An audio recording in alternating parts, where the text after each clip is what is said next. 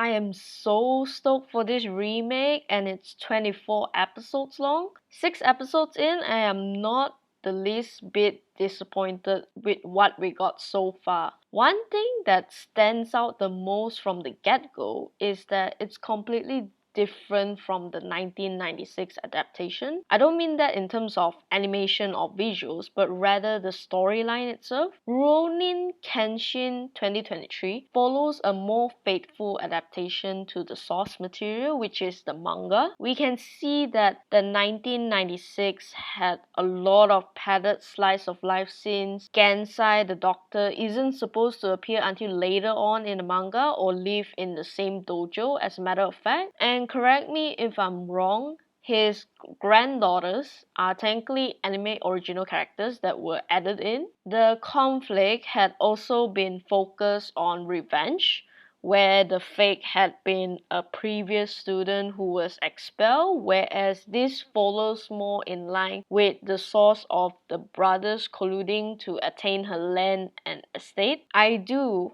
however, miss the more focus on the comedy aspect, especially the facial expressions, and that one scene where Kaoru threw Kenshin's sword into the air, and the way he panicked before shooting it in the most badass move with a sudden serious tone shift to the character. It's been some time since I last saw the first anime. I've forgotten a lot of things, especially the politics dealt with in this show, so I'm thankfully experiencing all these events anew, just like you guys. Well, maybe I do remember things from time to time and the general plot line of it, but depending on how it differs from the manga, so I'm not too sure. From time to time, I will look back on the older adaptation to see what varies and have a glance through the manga to see what they missed out on. I never follow up on the sequel movies, so I don't have any idea beyond how far they have adapted in the 1996 TV series, and I've also heard that there is some sort of ONA series as well. I've also heard pieces of information that there is an alternate ending that is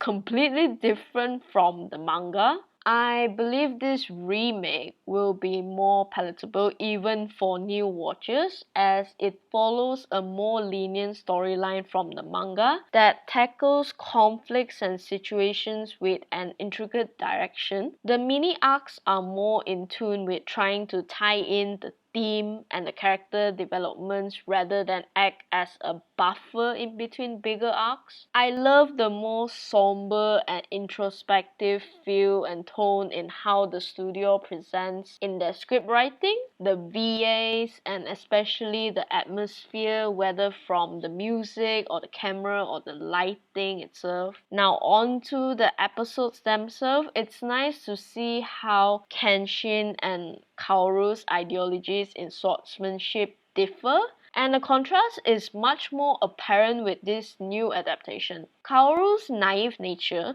also comes full circle of the fact that she trusted Kihei and Kenshin without inquiring more into their past, understanding that sometimes people's history are better left unknown until the other party is comfortable enough to disclose them. Although Kihei, who had a quiet disposition and appears agreeable and somewhat trying to stir her in a certain direction, ended up betraying her, Kenshin, who has his own morals, his own experience clash with hers, finds her naivety as kindness and compassion to allow someone like him who had bloodied his hands in the past to not hold him back from bettering himself as a person, and the chance to actually integrate back into society instead of wandering around aimlessly. The stories start to connect with the sword-bearing police, which was initially created to deal with the imposter incident, and the brothers who instigated that incident are back later to introduce Sano's character. We are introduced later on to these two big factions that came about with a revolution, which is Choshu in charge of the military and Satsuma in charge of the police, and I wonder what kind of future plot points will be governing these two big reviews we had so far. We also had another faction that came to play. Well, a minor role in it, especially. It's the democratic rights movement, which was supposedly representing the people. Though what we got so far highlights that any person in power, whether on different sides, are prone to abusing their positions and using it as their shields. It shows just how messy politics can be. Just because you're against the government who isn't doing right by the people doesn't give you an excuse to do opposite of what you preach, thankfully. One thing I didn't really like about the 1996 adaptation was how the scripting handled Kaoru's character. They padded too much original scenes revolving around her that she lost that maturity aspect of her personality that I enjoyed so much and made her act like an ill-tempered child 24/7. And a lot of those resulting to very dumb decisions that she should have learned very early on. For example, during Yahiko's situation, in the manga, Kaoru actually went to get Kenshin to save Yahiko immediately instead of the 1996 adaptation of charging head-on into their territory without much thought and putting both of them in way more danger than necessary. Another big aspect of her character that was lost had been the lonely angle exhibiting from her character. It's the sole reason why she desired companionship so much, because she's been alone for most of her life, to the point that she was willing to overlook someone's past in order to have them accept her offer of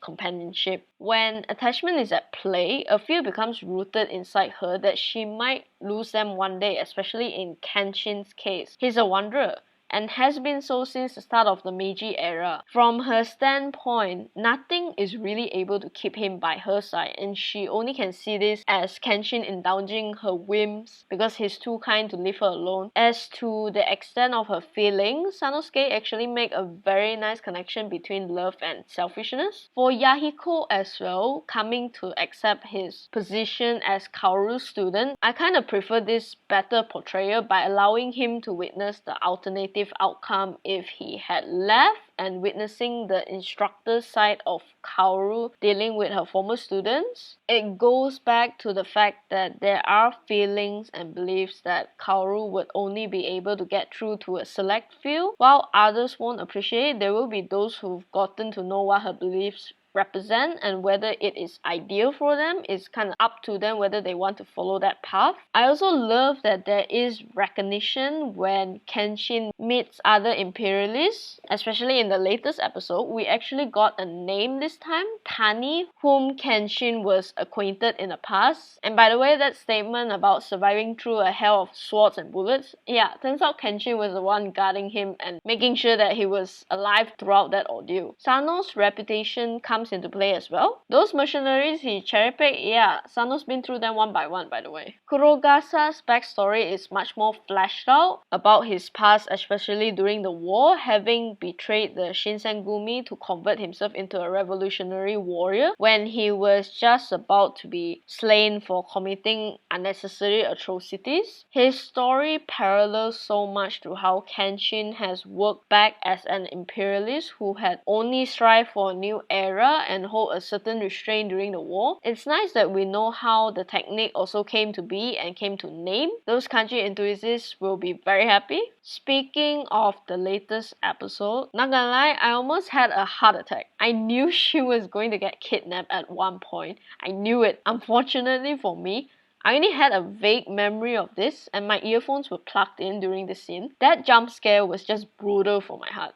Like, god damn it, I'm still not sure how I got caught off guard. Either it was the loud volume or my mind was just too immersed with the current tone and setting. Okay, time to end this review before it drags on for too long. Let me know about your thoughts in the comment section down below. How do you feel about the remake we got so far? How do you feel about the storyline, the visuals, the animation especially? You can see that it's much more improved. Of course, some of the much more dynamic animation got lost within this new remake for a more kind of mature tone for what we got. If you enjoy this video, please like and subscribe. Click the bell icon to get notified of more videos to come. If you would like to buy me a cup of tea, support me on Patreon. Have a nice day. Until next time.